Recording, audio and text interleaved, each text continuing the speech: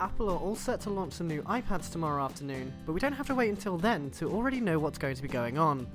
The October 22nd event had been rumoured for a while, and it might not just be iPads that we see at the event.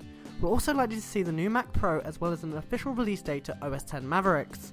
The new iPads that we expect to see come in the form of the iPad 5 and the iPad Mini 2, although it's currently unknown whether the iPad Mini 2 will feature a Retina display, with reports surfacing that there have been issues getting a hold of the high-resolution displays and that full production won't begin until 2014.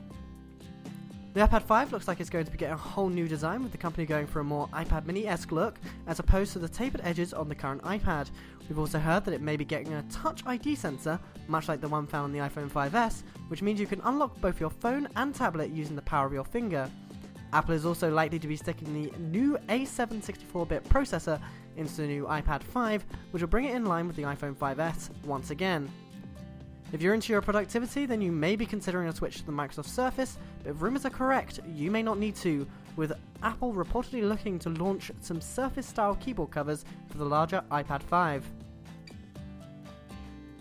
The iPad Mini 2 may also get the A7 64-bit processor and Touch ID, but we'll find out tomorrow. We've already seen a plethora of leaks regarding new colours for the iPad Mini, which includes gold and space grey, which are both found on the iPhone 5S. Over on the Mac line of computers, we should see an updated MacBook Pro with the latest Intel Haswell processors, which should boost battery life significantly. Those computers will of course be running on the new OS X Mavericks operating system, which is a slight bump from Mountain Lion and probably wouldn't excite you too much. There are a few cool improvements though, with interactive notifications and better power efficiency.